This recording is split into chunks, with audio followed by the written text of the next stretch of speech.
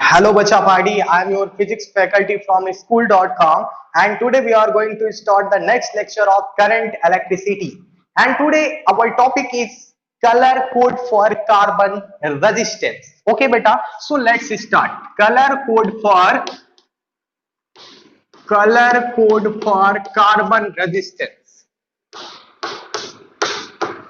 Color code for carbon resistance या इसी को बोलते हैं colour code for carbon register. Colour code for carbon register, इतना बात क्लियर है। ओके, बेसिकली इस दुनिया में जितने भी इलेक्ट्रिकल एंड इलेक्ट्रॉनिक सर्किट्स हैं, इस दुनिया में टू टाइप के रजिस्टर्स यूज किए जाते हैं। First is the wire bound register and another is the carbon register. Okay, तो इन and generally in an electrical and electronic circuits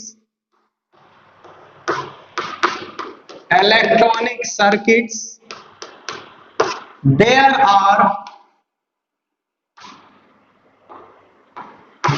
are major two type of resistors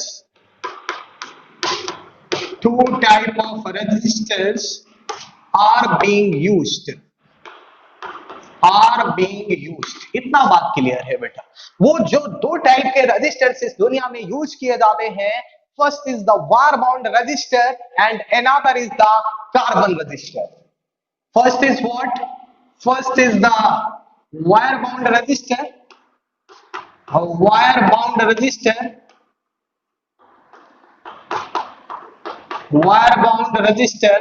and another is what? Carbon resistor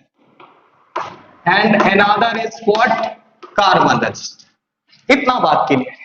ये जो wire bound register हैं, ये basically किसी भी non metals के ऊपर कुछ स्पेसिफिक एलाइंस के वायर को बाउंड करके डिजाइन किए जाते हैं। ओके, तो वो कौन से स्पेसिफिक एलाइंस के वायर हो सकते हैं जिनको नॉन मेटेलिक सब्सटेंस के ऊपर बाउंड किया जाता है? तो वो स्पेसिफिक एलाइंस है बेटा,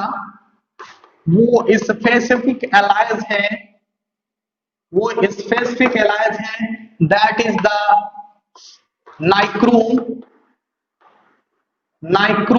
Constantan, मैग्नीज। इन स्पेसिफिक एलायंस से क्या डिजाइन किए जाते हैं? Wire bound resistor. But now the question arises, sir इन्हीं स्पेसिफिक एलायंस का क्यों यूज करते हैं वायर बाउंड रजिस्टर्स को डिजाइन करने में? बिकॉज इनकी स्पेशलिटी है। स्पेशलिटी क्या है? स्पेशलिटी ये है बच्चा, इनकी जो रजिस्टिविटी है, क्या बेटा? Resistivity of these alloys nearly does not depend on temperature, यानी कि इन स्पेसिफिक एलायंस की जो रजिस्टिविटी है वो टेम्परेचर पर ऑलमोस्ट डिपेंड नहीं करती है। अब ऐसा क्या होगा कि अगर इन स्पेसिफिक एलायंस की रजिस्टिविटी टेम्परेचर पर डिपेंड नहीं करेगी, इसका क्या रीजन है? इसको हम एक एग्जांपल के थ्रू समझते हैं। सपोज आप एक्सपेरिमेंट कर रहे हैं किसी लैब में और आप कोई भी एक वायर यूज कर रहे हैं, ठीक है? एक कोई वायर यूज कर रहे हैं एक्सपेरिमेंट में, तो उस वायर में आप क्या करते हैं? तो आप जब वायर यूज करते हैं तो उस वायर में आप सपोज करिए आप करंट फ्लो करा रहे हैं, ठीक है? तो आप उस एक्सपेरिमेंट के दौरान आप यही चाहेंगे कि उस वायर की प्रॉपर्टीज चेंज ना हो।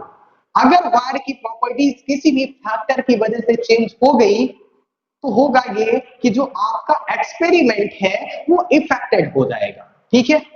ये बात क्लियर है। अब इफेक्टेड कब होगा? इफेक्ट ऐसे होगा कि अगर रेजिस्टिविटी या रेजिस्टेंस उस वायर का किसी भी फैक्टर्स पर लाइक टेम्परेचर पर डिपेंड करता है, तो आप उस वायर से जो करंट फ्लो हो रही है आप उसकी वैल्यू जब मेजर करेंगे तो उसकी वैल्यू चेंज हो जाएगी। ये बात क्लियर है, इतना बात समझ में आया।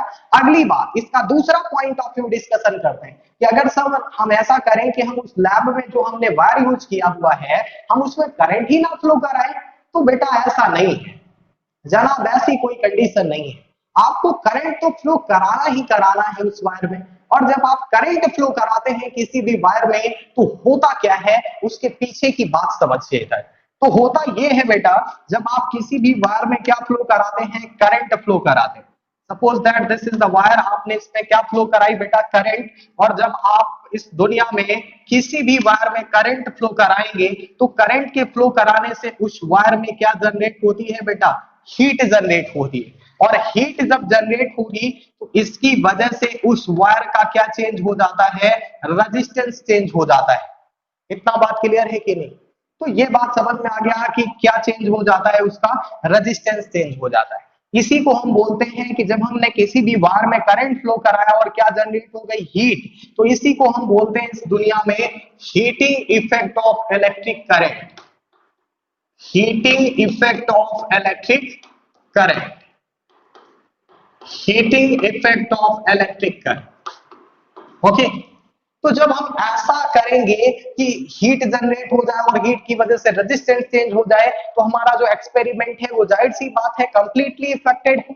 तो इस वजह से हम उस एक्सपेरिमेंट के दौरान हम ऐसे वायर्स को यूज करते हैं जिनकी रेजिस्टिविटी टेम्परेचर पर डिपेंड ना करती हो। ओके, तो यही स्पेशलिटी है इन स्पेसिफिक एलाइज के पास कि इनकी रेजिस्टिविटी टेम्परेचर के चेंज होने पर डिपेंडेंट नहीं होती है। इसी वजह से क्या डिजाइन होते हैं बेटा, wire bound resistor from some specific alloys like a nichrome, constantan, magnet. Okay, but in wire bound resistors की कुछ लिमिटेशंस हैं। वो लिमिटेशंस क्या है उसको समझते हैं बेटा जरा। लिमिटेशंस, लिमिटेशंस, लिमिटेशंस क्या है? लिमिटेशंस ये है बेटा कि ये जो वायर बाउंड रेजिस्टर्स हैं, इनका रेजिस्टेंस बहुत हाई नहीं होता है। ओके, तो यहां पर लिखेंगे द रेजिस्टेंस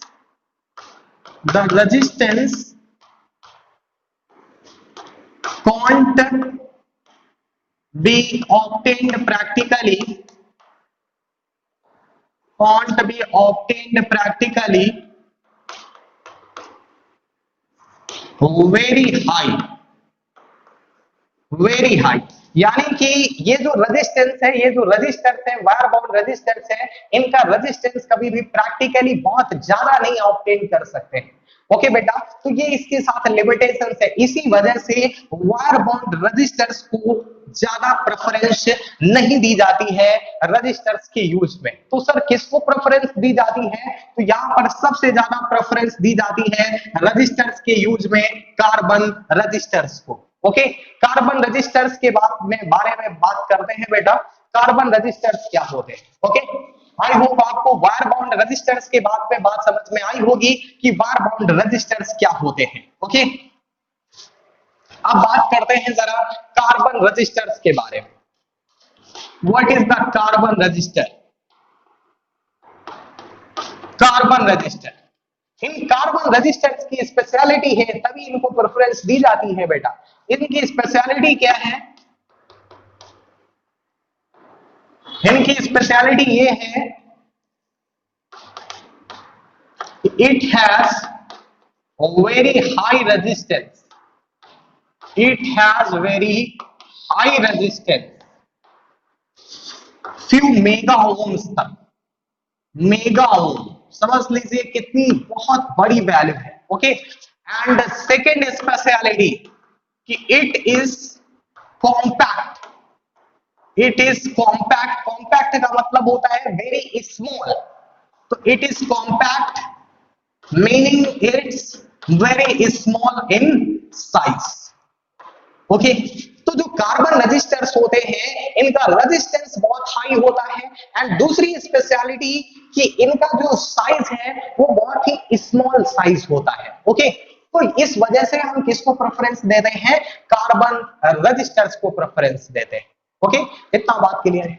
अब यहां से ये बात आती है कि कार्बन रजिस्टर्स में आप बिकॉज इनका जो साइज है वो बहुत ही क्या होता है, स्मॉल होता है, तो it's size is very small, इनका साइज बहुत कैसा है बेटा, स्मॉल है।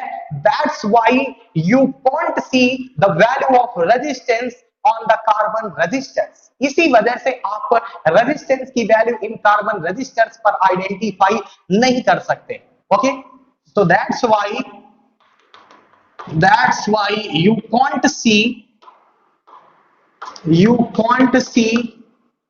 the value of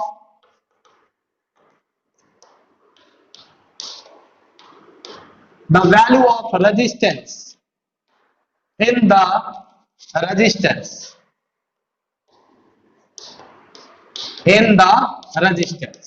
ओके, इतना बात क्लियर है। तो हम करते क्या है, जब हम इसकी वैल्यू को नहीं देख पाते उन रेजिस्टेंस में, that's why we use a type of colour coding. हम क्या यूज करते हैं, एक स्पेसिफिक टाइप का एक कलर कोड यूज करते हैं। तो that's why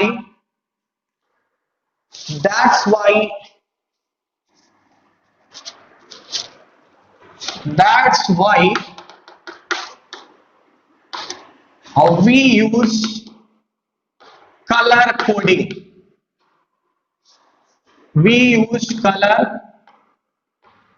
coding। क्या यूज करते हैं बेटा, कलर कोडिंग यूज करते हैं। But now the question arises, sir what is the colour coding? Colour coding क्या है? तो कलर कोडिंग को इधर आसानी से समझते हैं। जो आपका जो कार्बन रेजिस्टेंस होगा, उस कार्बन रेजिस्टेंस पर कुछ स्पेशल टाइप्स की स्ट्रिप्स या रिंग फॉर्म्स होती हैं उस कार्बन रेजिस्टेंस पर, और वो जो स्ट्रिप्स या रिंग है, उनमें स्पेसिफिक टाइप के कलर्स होते हैं। ठीक है, तो इसको इधर समझते हैं। What is the colour coding? What is colour coding? What is colour coding? Colour coding क्या है बेटा? तो कलर कोडिंग को समझिए। ठीक है, ओके बेटा, what is the colour coding? तो these codes are printed in the forms of set of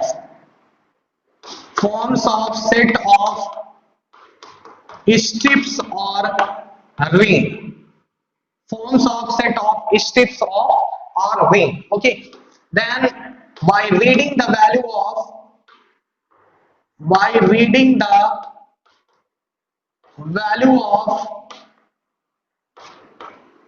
these color bands, we can estimate the value of their resistance. We can estimate the value of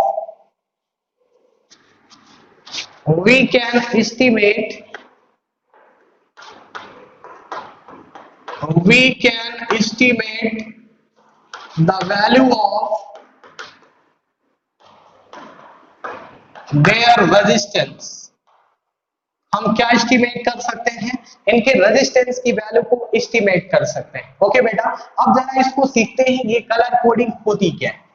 suppose that this is a carbon register. ये आपका कोई भी एक क्या है, carbon register है। And इस carbon registers पर generally there are 4 types of strips और ring are present. Okay, 4 types की स्ट्रिप्स और रिंग प्रेजेंट होती है। ओके, जो 3 स्ट्रिप्स या रिंग हैं वो पास होती हैं, जबकि जो 4th रिंग है वो थोड़ा सा इससे दूर होती है। ओके बेटा, तो there are 4 types of strips or rings are present in the register.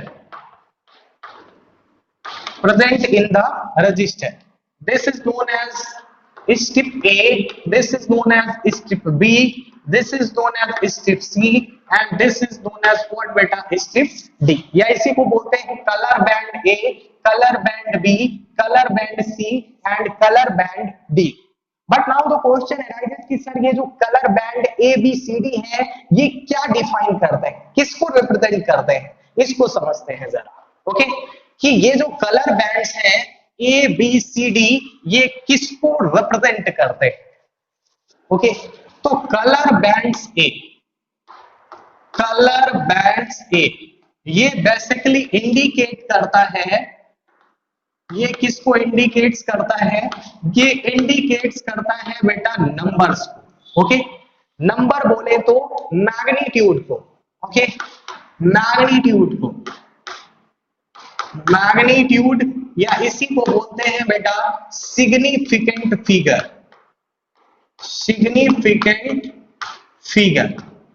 Okay, of resistance in ohm. यानी कि जो colour bands A and B है, colour bands A and B both. Okay, तो ये बच्चा पार्टी रिप्रेजेंट करते हैं किसको? नंबर या मैग्नीट्यूड या सिग्निफिकेंट फिगर ऑफ रेजिस्टेंस, किसमें? ओम में। ओके, अगली बात colour band C, it's indicates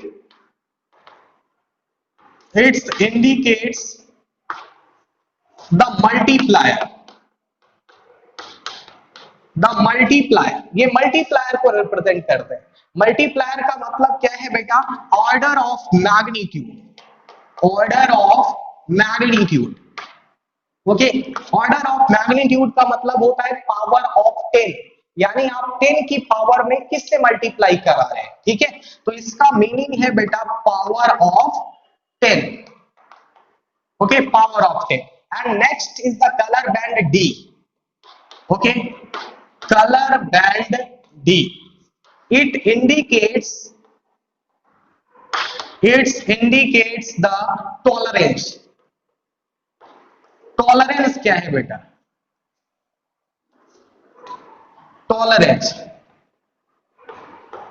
को समझते हैं बेटा। It is the variation in percentage from given value. Okay, तो ये जो आपका कलर बैंड डी है, ये मेनली टॉलरेंस को रिप्रेजेंट करता है, और टॉलरेंस का मीनिंग होता है variation in percentage from given value, यानी रेजिस्टेंस की जो वैल्यू आएगी कंप्लीट वैल्यू, तो उसमें कितना वेरिएशन हो सकता है, इसको कलर बैंड डी इंडिकेट करता है। ओके बेटा, अब नाउ द क्वेश्चन अराइजेस कि सर ये जो कलर बैंड्स होते हैं, इसमें कितने टाइप के कलर्स प्रेजेंट हो सकते हैं? तो हम इसको एक ग्राफ के जरिए समझेंगे। ओके, कि कितने टाइप के कलर बैंड्स प्रेजेंट हो सकते हैं किसी भी कार्बन रजिस्टर्स में। Okay, how much type of colour are used in the carbon resistor? तो फर्स्ट इज बेटा letters add to memory,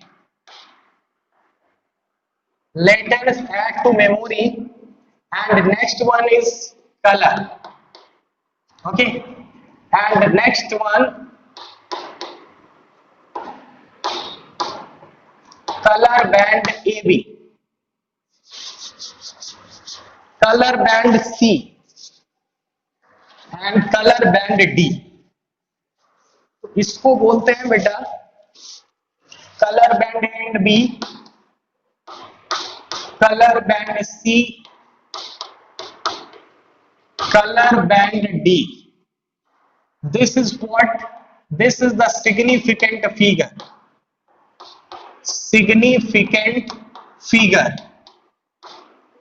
and this is the multiplier. This is multiplier, and this is the variation in percentage from given value, या you can say tolerance। Okay, इसको represent करते हैं। इस chart को समझते हैं, और ये इससे जो न्यूमेरिकल्स डिजाइन होता है इस टॉपिक से, वो इसी चार्ट के थ्रू सॉल्व होता है। अगर आपने इस चार्ट को समझ लिया तो आपको इस न्यूमेरिकल्स को हैंडल करने में कोई भी प्रॉब्लम्स नहीं होने वाली। ओके, तो लेटर्स ऐड टू मेमोरी बेटा BB ROY GB। VGF। Okay, तो इधर कलर कौन से होंगे बेटा? Black, brown, black, brown, red, orange, yellow, and next one is what beta? Green, and next is blue, and next is the violet, and next is the gray, and next is what? White. These are the colors which are using in the carbon resistance. Okay, black, brown, red, orange, yellow, green, blue, violet, gray and white. Colour band A and B, black के लिए value क्या होती है? 0, brown के लिए value होती है बेटा 1, एंड रेड के लिए वैल्यू होती है 2, ऑरेंज के लिए वैल्यू 3, येलो के लिए 4, ग्रीन के लिए 5, ब्लू के लिए 6, for the violet it's 7, for the grey is 8 and for the white is 9। Okay, and अगर मल्टीप्लायर की बात करें, कलर बैंड सी की बात करें, तो इसका मल्टीप्लायर का मतलब होता है order of magnitude, and order of magnitude का मीनिंग क्या होता है? Power of 10। तो यहां पर पावर ऑफ 10, तो यहां पर ब्लैक के लिए बेटा 10 टू दी पावर, जो आपका सिग्निफिकेंट फिगर होगा वही पावर ऑफ क्या होगा? 10 होगा। तो 10 to the power 0। Okay, and brown के लिए 10 टू दी पावर 1, रेड के लिए व्हाट बेटा? 10 टू दी पावर 2, ऑरेंज के लिए what? 10 to the power 3, yellow के लिए 10 टू दी पावर 4, ग्रीन के लिए 10 टू दी पावर 5, ब्लू के लिए 10 टू दी पावर 6, वायलेट के लिए 10 टू दी पावर 7, ग्रे के लिए 10 to the power 8 and white के लिए 10 टू दी पावर 9। ये आपकी किसकी वैल्यू होगी? Multiplier, that means order of magnitude, and order of magnitude का meaning power of 10। Power of 10, जो सिग्निफिकेंट फिगर का वैल्यू होगा वही 10 का पावर होगा किसमें? मल्टीप्लायर। बस सिंपल सी बात रिमेंबर रखनी है। अगली बात टॉलरेंस। तो टॉलरेंस जो होता है इसमें बेसिकली 3 टाइप्स के कलर्स होते हैं। वो कौन कौन से हैं बेटा? तो वो है आपके gold, silver and necklace. Necklace का मतलब होता है बेटा नो कलर। ओके, तो गोल्ड के लिए जो टॉलरेंस होता है, यानी जो रेजिस्टेंस की वैल्यू वेरी कर सकती है। अगर आपका कोई भी कार्बन रेजिस्टेंस है, उसमें जो लास्ट वाली स्ट्रिप है अगर वो गोल्ड कलर की हो, तो वो ये डिफाइन करती है कि उसका जो टोटल रेजिस्टेंस है उसकी वैल्यू इतनी वेरी कर सकती है। कितनी वेरी कर सकती है बेटा? तो प्लस माइनस 5%। सिल्वर के लिए प्लस माइनस 10%, अगर नो कलर है तो उसके लिए प्लस माइनस 20%। ओके बेटा, तो अगर आप इस ग्राफ को क्लियर कर लीजिए, इस ग्राफ में कोई भी प्रॉब्लम नहीं होनी चाहिए आई थिंक, बिकॉज यही इंपॉर्टेंट टॉपिक है colour code for carbon resistance को स्टडी करने के लिए। ओके बेटा, अब हम इसको जरा एक एग्जांपल के थ्रू समझते हैं। इसका फॉर्मूला क्या होगा रेजिस्टेंस निकालने का? पहले उसकी बात कर लेते हैं। रेजिस्टेंस निकालने का फॉर्मूला होगा बेटा A B into C plus minus D percentage, plus minus D percentage. Okay, that is the formula for find out the resistance of any carbon resistance. एक एग्जांपल लेते हैं बेटा, एक एग्जांपल लेते हैं, उसके थ्रू बात करते हैं। सपोज ये आपका कोई भी एक क्या है बेटा? कार्बन रेजिस्टेंस, एंड इस कार्बन रेजिस्टेंस पर कुछ इस वे में स्ट्रिप्स को डिजाइन किया गया है।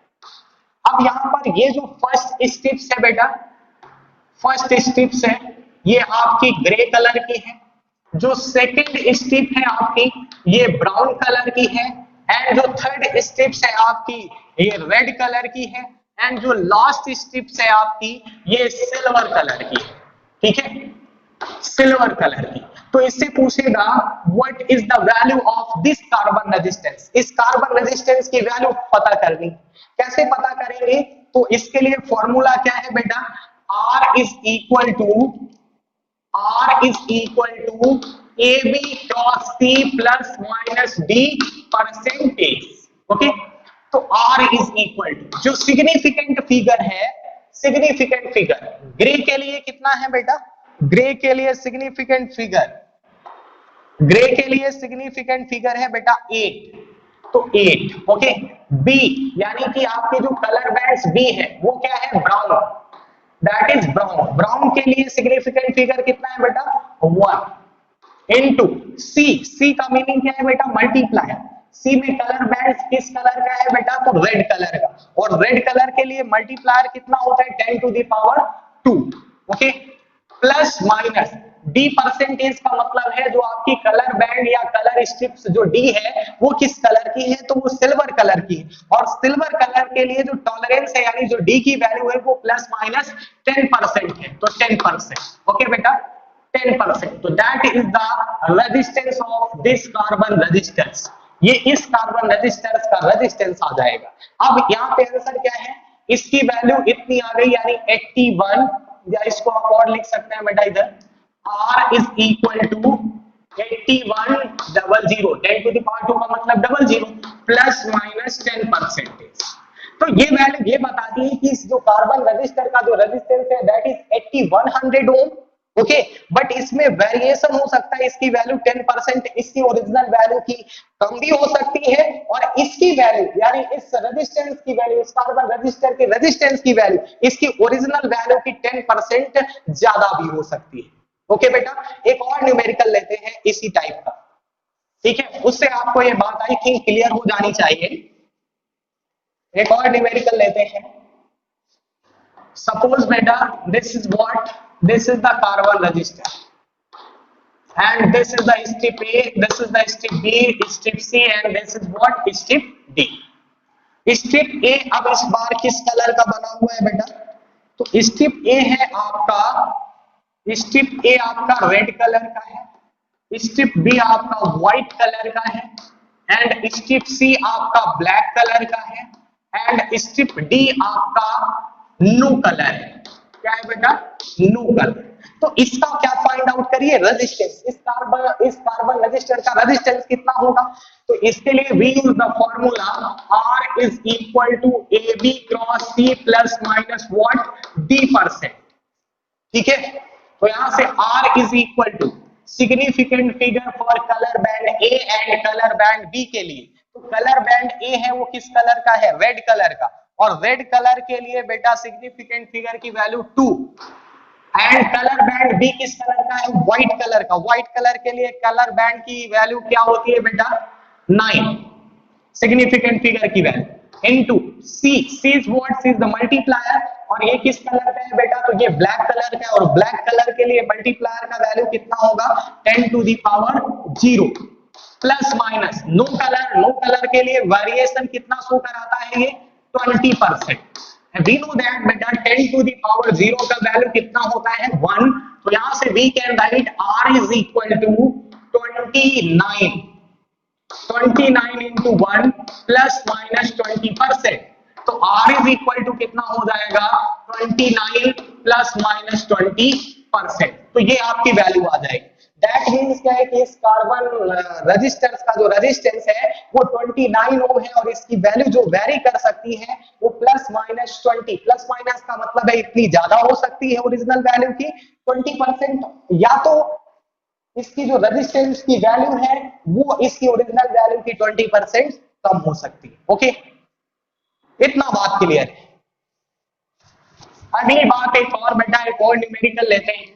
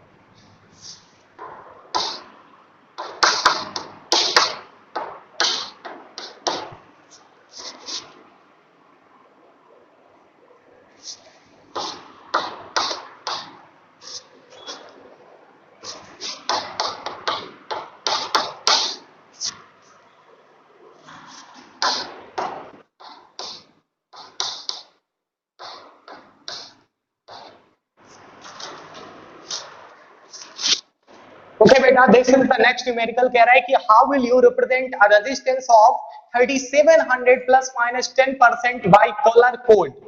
ओके, दैट मींस क्या है बेटा, आपका ये एक क्या है, कार्बन रजिस्टर, एंड इस कार्बन रजिस्टर्स के these are the step A, step B, step C and step D, step C and step D. तो ये स्टेप ए का कलर कौन सा होगा, स्टेप बी का कलर कौन सा होगा, स्टेप सी का कलर एंड स्टेप डी का कलर, हमको ये डिफाइन करना है। जबकि रेजिस्टेंस इधर गिवन है इस क्वेश्चन में, R इज इक्वल टू, हम इसको लिख सकते हैं 37 into 10 to the power 2 plus minus how much percent, 10%। Okay बेटा, so you are saying that कि 37, this is the significant figure for the color strip A and color strip B। Colour strip A के लिए value significant figure की कितनी है, 3। तो 3 के लिए कौन सा कलर बेटा होता है, ऑरेंज। तो आपकी जो ए स्ट्रिप होगी उसका कौन सा कलर होगा बेटा, orange.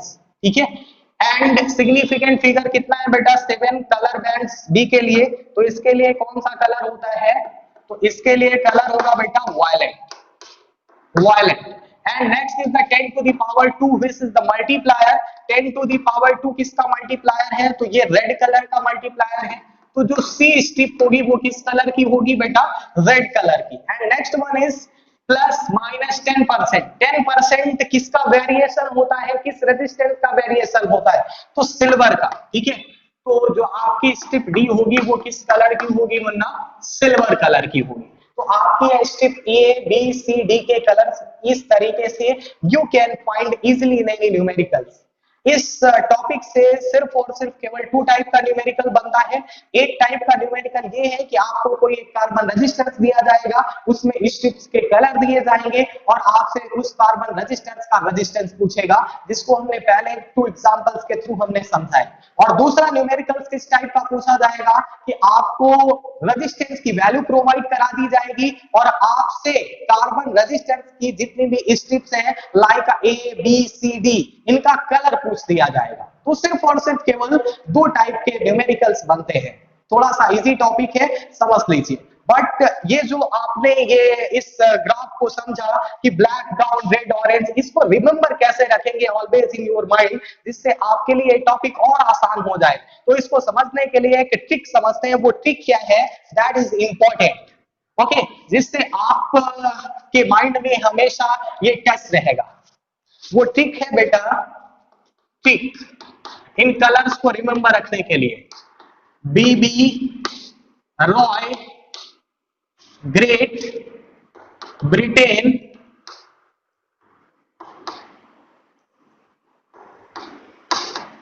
Very good wife, very good wife,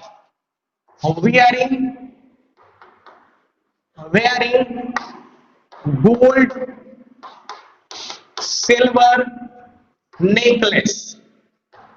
necklace का मीनिंग है बेटा no colour, low colour. Okay, इतना बात क्लियर है। तो जितने भी कलर्स इंक्लूडेड हैं कार्बन रजिस्टर्स में वो इसी ट्रिक में आ जाते हैं बेटा, इसी ट्रिक में इंक्लूडेड है। कौन कौन से कलर हैं, जैसे ये आपका ब्लैक है, ब्राउन है, रेड है, और इधर बेटा ये आपका ऑरेंज है, येलो है, ग्रीन है, इधर ये आपका ब्लू है, वायलेट है, ग्रे है, व्हाइट है। और वियरिंग का यहाँ पे कोई भी मीनिंग नहीं है।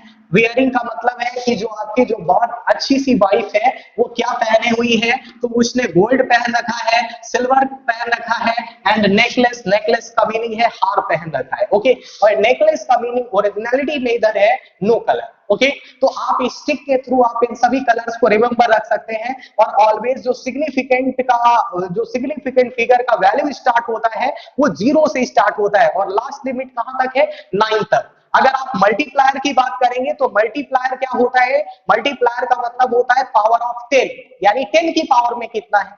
तो जो सिग्निफिकेंट फिगर की वैल्यू होगी वही पावर ऑफ 10 होगा किसमें, मल्टीप्लायर में। सिर्फ और सिर्फ केवल क्या रिमेंबर रखना है, टॉलरेंस की वैल्यू रिमेंबर रखना है। गोल्ड के लिए प्लस माइनस 5% का वेरिएशन, सिल्वर के लिए प्लस माइनस 10% का वेरिएशन, और नेकलेस यानी नो कलर के लिए प्लस माइनस 20% का variation. That is all about the colour coding for the carbon resistance. आपको इस वीडियो देखने के लिए दिल की गहराइयों से धन्यवाद। Okay, thanks a lot for watching this video lecture in the online classes of school.com.